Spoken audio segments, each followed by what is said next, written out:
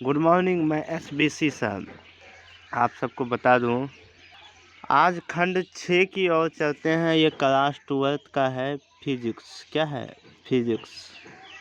और इससे पहले भी और भी बताए थे आपको। तो आज इसके देखो, हमारे इलेक्ट्रॉन का जो खोज किया था, सर जे टॉनसन किया था। आज जो है कक्षा 6 का पूरा क्वेश्चन देखेंगे इसी वीडियो में, इसी समय पर। ठीक है, तो देखो, इलेक्ट्रॉनिक का जो खोज किया था कौन? सर जे स्टॉनसन ने। ठीक है, स्टॉनसन। इलेक्ट्रॉनिक से प्राप्त ऊर्जा के फलस्वरूप वेग यानी विवेग का गतिशील हो जाते हैं। जैसे R बराबर √2CR/m²।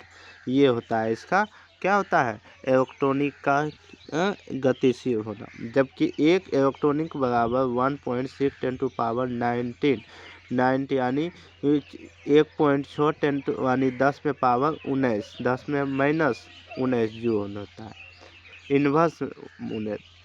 अब इसी जगह जैसे 1 मेगा, तो मेगा इलेक्ट्रॉन बराबर mu 1 × 10⁻, मेगा का मतलब कितना? 13।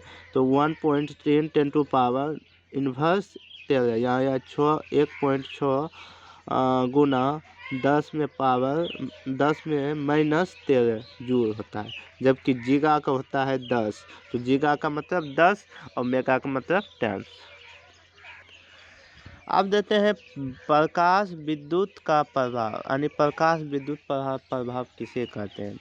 कहता है धातु पृष्ठीय से प्रकाश के आपतन कोण के कारण, आपतन जो कोण है इसका कारण इलेक्ट्रॉनिक के ऊर्जा के घटने को ही प्रकाश का विद्युत प्रभाव कहते हैं। यानी जब प्रकाश इसमें पड़ता है तो आपतन कोण के कारण इलेक्ट्रॉनिक की ऊर्जा क्या जाती है? स्वतः धीरे धीरे घटने लगती है। उसे ही क्या कहते हैं? प्रकाश का विद्युत प्रभाव, प्रकाश विद्युत प्रभाव। अगला है प्रकाश विद्युत प्रभाव के निम्नलिखित नियमों क्या होते हैं? तो आइए नियमों की ओर देते हैं। पहला नियम है, किसी भी धातु पृष्ठ से फोटोट्रॉन के उत्सर्जन की दर आपतित प्रकाश की तीव्रता का क्या होती है? समानुपाती। तो पहला मतलब कहने का अर्थ है कि जो धातु पृष्ठीय है उसका जो फोटोट्रॉन है तो उसमें जो दर लगाया जाता है वो प्रकाश की तीव्रता से क्या होती है? समानुपाती होती है। तो दूसरा नियम कहता है कि उत्सर्जित फोटोट्रॉन के इलेक्ट्रॉनिक के महत्तम गति ऊर्जा को आपतित की से निर्भर नहीं करता है। मतलब जो गतित ऊर्जा है फोटोन का महत्तम गति ऊर्जा की तीव्रता पर निर्भर नहीं होता है। और तीसरा कहता है कि फोटोन इलेक्ट्रॉन के गति ऊर्जा को आपतित ऊर्जा के प्रकृति में क्या होती है? समानुपाती है। मतलब जो फोटोन होती है महत्तम जब गति ऊर्जा करती है, और गति ऊर्जा का सूत्र हम दिखाएं 1/cv²। इस प्रकार का हमने गति ऊर्जा के सूत्र बताए थे। अगला क्वेश्चन की ओर चलते हैं। ये हमारा मोस्ट ही VVI क्वेश्चन है, या लिख दिए हैं VVI। ये फिजिक्स का खंड 6 का चल रहा है, जो कि कल आपको परीक्षा है, उसी तरीका से हम रिवीजन करवा रहे हैं। देखो, उत्सर्जन ऊर्जा क्वांटम क्या होता है? ऊर्जा क्वांटम कहता है उत्सर्जित या अवशोषित ऊर्जा के जिस निश्चित न्यूनतम गुणांक से होती है उसे ऊर्जा का क्वांटम कहा जाता है। यानी जो उत्सर्जित और अवशोषित यानी उत्सर्जित और अवशोषित दोनों में क्या होती है? न्यूनतम गणना के मतलब 90 डिग्री का कोण होना चाहिए। उसे ही क्या कहते हैं? ऊर्जा का क्वांटम कहते हैं।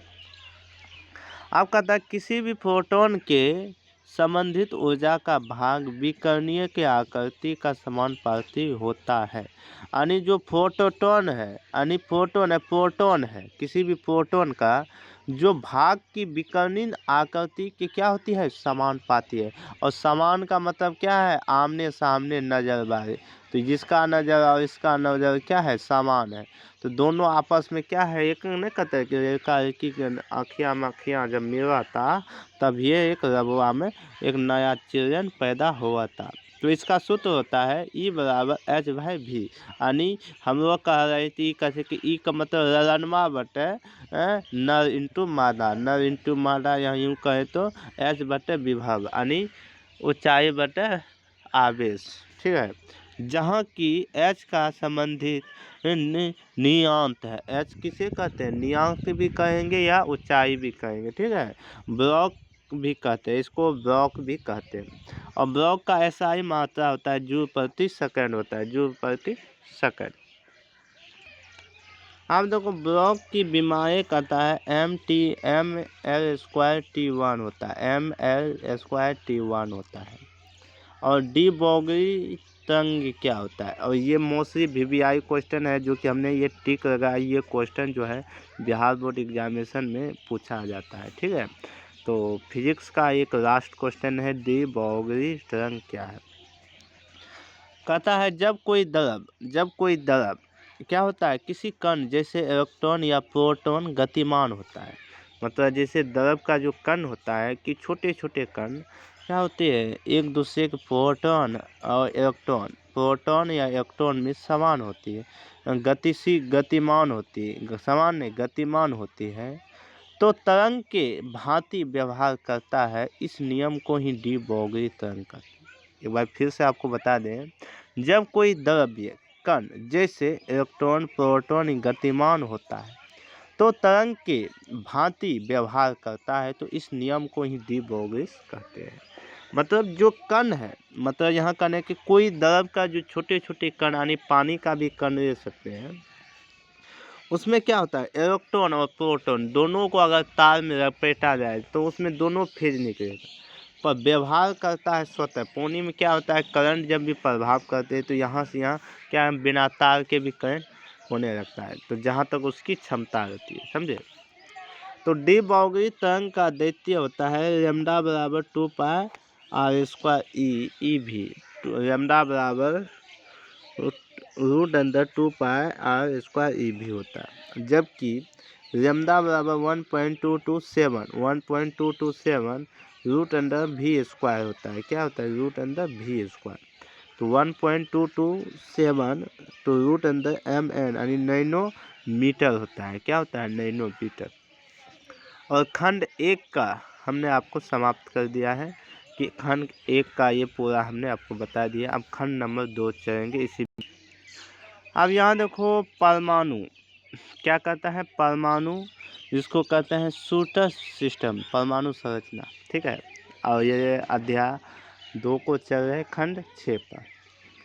परमाणु सिद्धांत क्या कहता है, द्रव की संरचना के संबंध में यदि कार्ल के दर्शिक के मत था कि प्रत्येक पदार्थ का नियामक सूक्ष्म तथा अभिमेय कणों से ही होता है।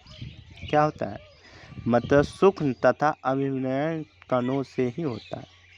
1803 ईस्वी में डाल्टन में पदार्थ की संरचना एवं सिद्धांत का प्रतिपादन किया, और जिसे हम डाल्टन का सिद्धांत भी कहते हैं।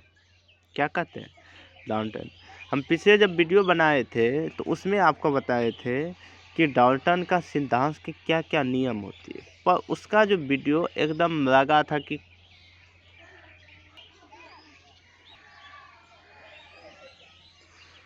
तो आपको बता दें, ये है डाल्टन का परमाणु सिद्धांत। क्या है डाल्टन का परमाणु सिद्धांत, थोड़ा रुकिए। आप देखो डाल्टन का परमाणु सिद्धांत क्या कहता है, कहता है प्रत्येक तत्व का सूक्ष्म कणों को परमाणु कहा जाता है। यानी डाल्टन का पहला मंत्र है कि जो कण है, जो सूक्ष्म कण है, उसमें क्या होता है, परमाणु के तत्व में क्या होता है, कणों का परमाणु सूक्ष्म होता है, यानी छोटे छोटे कण में बांटा होता है, जिसके द्वारा संपूर्ण तत्व बनता है। ठीक है, और दूसरा है एक ही तत्व से सभी परमाणु परस्पर समान होती है। जो तत्व है जैसे नाइट्रोजन, हाइड्रोजन, कार्बन, इस प्रकार के जितने भी तत्व हैं, जिसमें दो विभिन्न प्रकार के तत्व परमाणु एक दूसरे से विभिन्न होते हैं, और दो प्रकार के जो तत्व होते हैं एक दूसरे से विभिन्न होते हैं।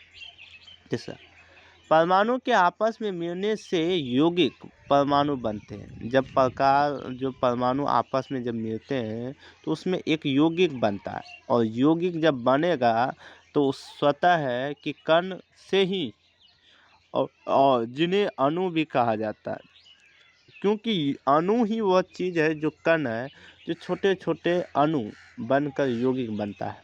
यानी दो यौगिक में क्या है, दो पदार्थ की मिश्रण होनी चाहिए, और अणुओं की परमाणु की संख्या क्या होनी चाहिए, पूर्ण हो। अणुओं की परमाणु की संख्या क्या होनी चाहिए, पूर्ण हो। ठीक है। अगला है परमाणु की अविनाशी तथा उन्हें उत्पन्न करने के लिए भी किया जाता। देखो रदरफोर्ड के परमाणु मॉडल, रदरफोर्ड के परमाणु मॉडल